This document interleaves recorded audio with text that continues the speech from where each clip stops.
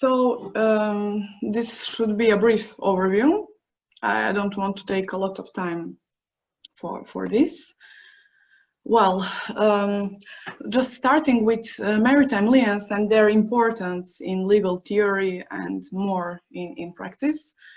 I like this description of maritime liens, that they are unique security devices which serve the dual purpose of keeping ships moving in commerce while not allowing them to escape their debts by sailing away. They had their long survival in general maritime law, and all of that is due to their supremacy over other security rights. So by development of contractual security rights, maritime liens always remained like a supreme security devices, which is guaranteed by the law, don't require any kind of registration and so on. But the problem can occur when the ship owner is insolvent, because the bankruptcy may subject all its assets to the bankruptcy estate and therefore subject to judicial sale and distribution to the bankruptcy creditors. Then some could claim, and in some jurisdiction it is claimed, that the bankruptcy court should be able to sell a vessel free of liens without having to refer such a sale to an admiralty court. So, in that case, we have different courts, different procedures, and two categories of secured creditors, maritime and bankruptcy creditors, who often compete with each other. The problem in Montenegrin law and practice is that it's not a collision of these two legal regimes is not regulated by the law. So if we take maritime liens in a nutshell, they are commonly defined as privileged claims or charges upon maritime property for service rendered to it or damage done by it, accruing from the moment of the events out which the cause of action arises, and traveling with the property secretively and unconditionally. So their main feature and their main power lies in their enforceability. There are international conventions which govern maritime liens, 3 of them, and also the arrest conventions. They don't mention maritime liens, but they take important parts in their enforcement. When it comes to maritime liens in Montenegro, they are regulated, they are called maritime privilege, as following the civil law regime, they are called maritime privileges, and they are governed by this law, which I don't want to read now because of time.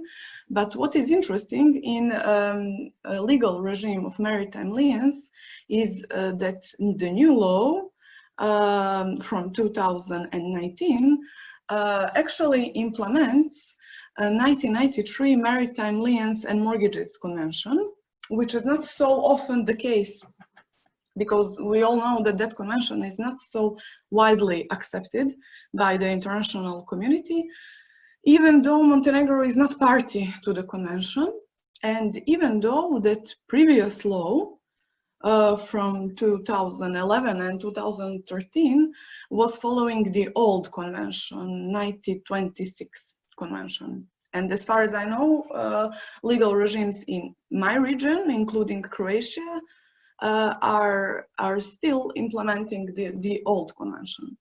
So I will not read these claims which give rise to maritime liens, because they completely correspond with 1993 convention. What I would like to emphasize is that according to the convention and Montenegrin law, maritime privilege is attached to the ship and its appurtenances, so to ship and its physical parts, which will be discussed later in the context of my paper. Another thing is that ranking of maritime privileges goes within the previous order. Also, according to the convention, maritime liens in the same order rank pari passu, so they are subject to equal distribution regardless of the time of their when they actually appeared. Salvage reward or maritime privilege for the salvage reward makes a difference. It has priority over all other maritime liens. And another thing which should be emphasized is that a settlement order in the case of judicial sale of the vessel, according to Montenegrin laws, actually is regulated in another law, the law on maritime and inland navigation.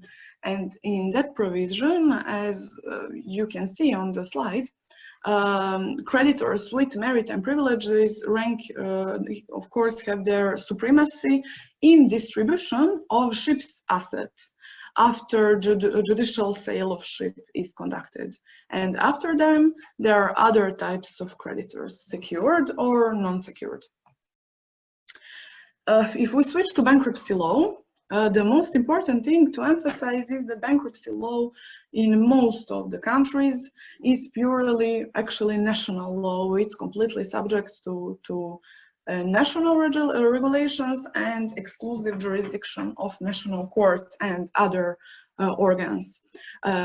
Also in Montenegro, law on bankruptcy is lex specialis, which means that it applies regardless of provision of other actually it regulates subjects of substantive and also procedural issue of bankruptcy completely by its own. So the purpose of the procedure, bankruptcy procedure, is stated in Article 2 of the law. The bankruptcy procedure is conducted for the purpose of collective settlement of the creditors of the bankruptcy debtor in case where he has the assets by the sale of his property and the distribution of funds collected to the creditors. The bankruptcy estate is managed solely by bankruptcy administrator.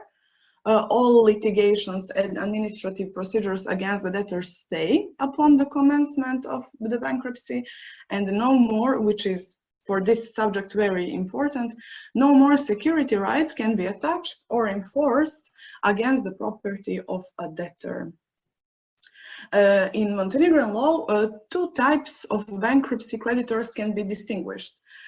First ones are the ones with priority, which are named secured creditors, and another ones are the others, ordinary non-secured creditors. For the sake of this paper, we should just read the legal definition of secured creditors, which is given by the law.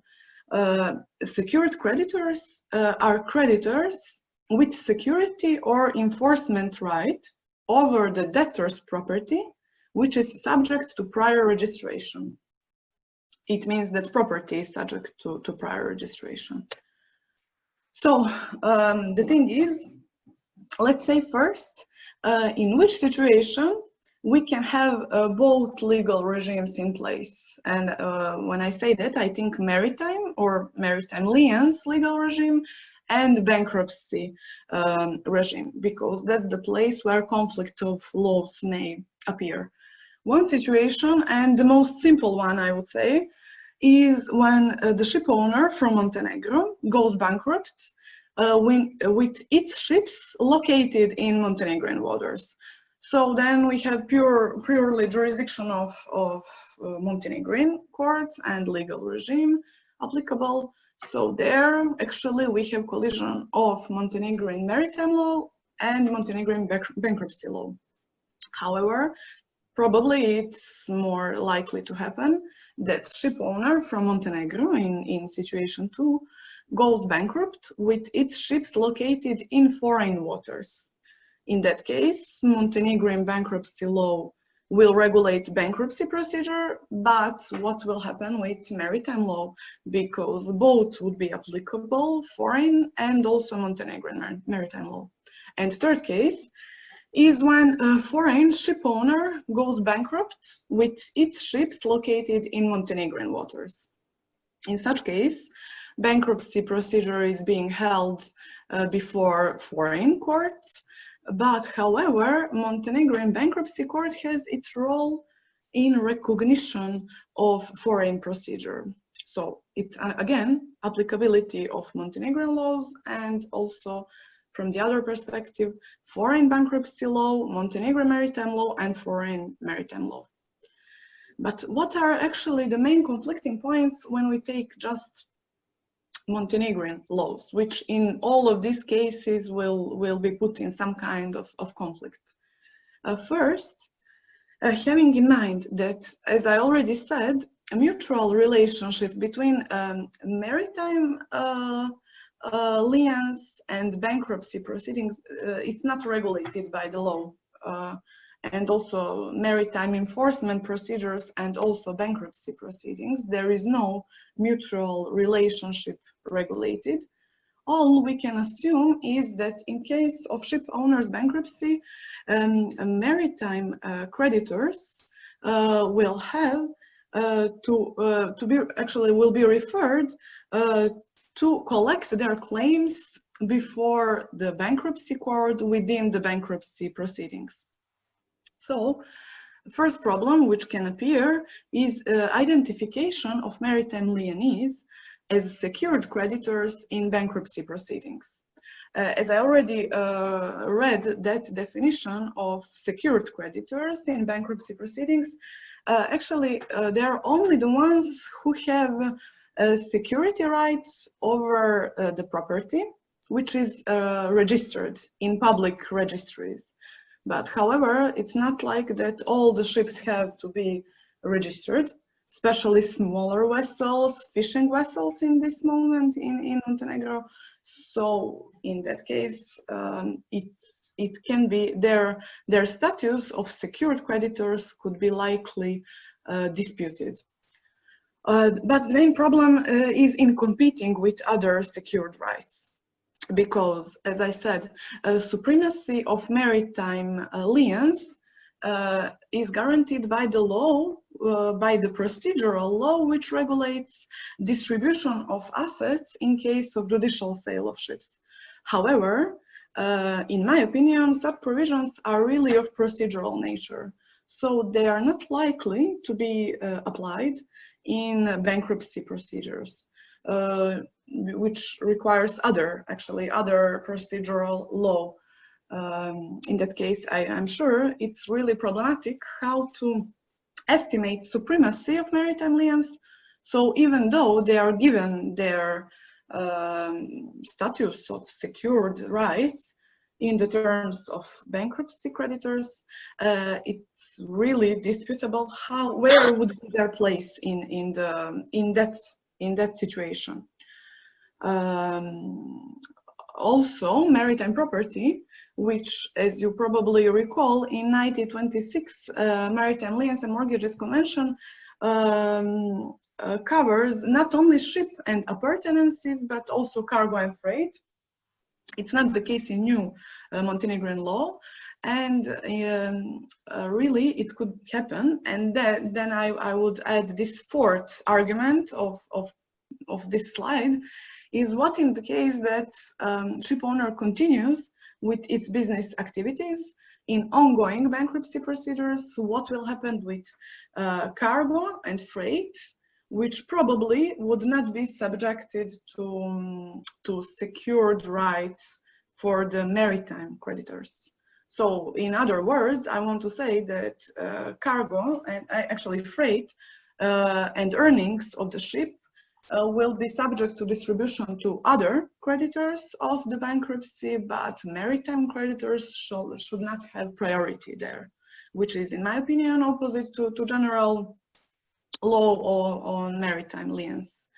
Also, procedural sale of ship in bankruptcy procedure is also a possible problem of its kind, because bankruptcy administrator, which are professionals in sale of various assets in the bankruptcy, in the sale of bankruptcy assets, probably are not the ones who are really experienced in judicial sale of ships, which can also reflect later into the price of the ships, which cannot be sufficient, possibly, to all the creditors. And also important is a position of secured creditors who are not bankruptcy creditors, as usually happens. For example, seafarers, they have maritime lien, and that maritime lien attached to the ship where they used to work and do their services, but however, their employer is not usually a ship owner. So it can cause a lot of problem, and position of that kind, secured creditors, in bankruptcy law of Montenegro is put under condition. So that kind of creditors have to address commercial court in very short period of time. It's 30 days from the commencement, and unless they do that and show their legal interest and prove their rights, if they don't do that in due time, they will not be able to realize their security rights. So that can really be a problem in case of ship owners' insolvency. So from the previous, I have few conclusions and recommendations, but what I want to say is that the main core of my paper and main idea which I want to express is that maritime liens have to maintain their supremacy even in case of ship owners' bankruptcy, because even though both regimes are established for the purpose of securing creditors, in their interaction, they can actually result in deprivation of maritime creditors' rights rather than in their protection. So in Montenegro, in case of Montenegro, this really requires urgent legislative action. And one main action which should be undertaken is actually extraction of maritime property from bankruptcy regime. It's so-called ring fencing of maritime assets. And during my research, I came across this article contained in Merchant Shipping Act of Malta, which literally completely ring fences maritime property from all bankruptcy or other similar proceedings. So in case which I'm describing now, in Malta, for example, any kind of bankruptcy or insolvency of ship owner will not affect security rights, not only of maritime lienees, but also mortgagors and so on. So it will not, bankruptcy will not affect the priority and ranking of maritime creditors, which is guaranteed by the maritime law regime. So that's actually the main point of my work. But I would also add that in Montenegro, UNCITRAL model law, which Montenegro is applying right now, should give also special reference to maritime liens in order to secure, additionally, that the opening of insolvency over a debtor located in another state shall not affect security rights of other creditors. Any surplus of the sale, if it happens, of maritime property upon satisfaction of maritime claimants shall be transferred to the bankruptcy administrator. So if that happens, my suggestion is that ongoing bankruptcy procedures can just continue to use any surplus as bankruptcy asset, but probably it's not so likely to happen, but it shall be regulated. And also, where only maritime property is found, it should be left to the discretion of bankruptcy judge.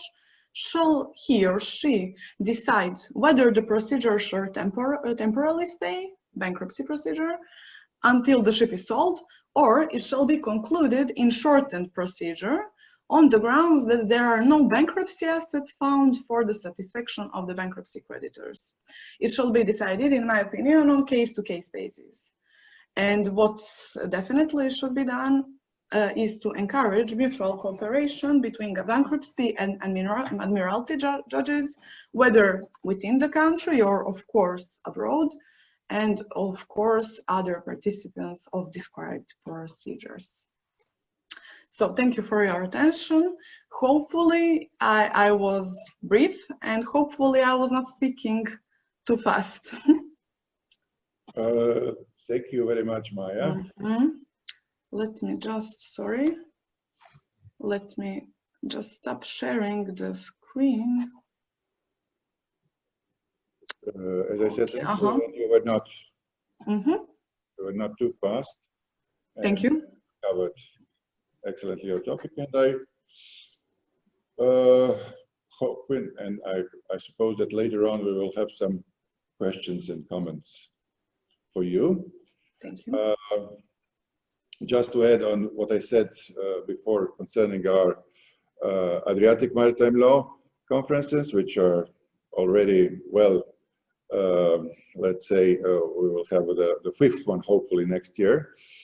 So we have some experience, but we also plan to launch a wider, and that would be interesting for many of you participants here. We would like to have a Mediterranean cooperation in the future, and lots of you are from Spain, so we have been in touch with Professor Eduardo Albors, president of the Spanish MLA, and with Jose Alcantara, and Jose was very enthusiastic of this possible Mediterranean cooperation, and we plan to meet next month at the conference in Split, which unfortunately also was postponed due to the COVID-19, and hopefully will take place in April.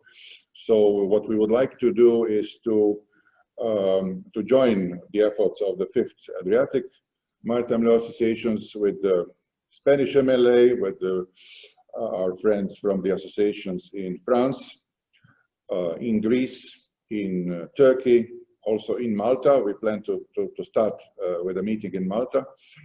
And Fenech is also very enthusiastic. So hopefully in a couple of years, we'll also have each of the Mediterranean associations, maybe not every year, but every other year, organizing a conference. I see that Professor Francisco Torres is also following this session. So hopefully him and Francisco, you would be included together with other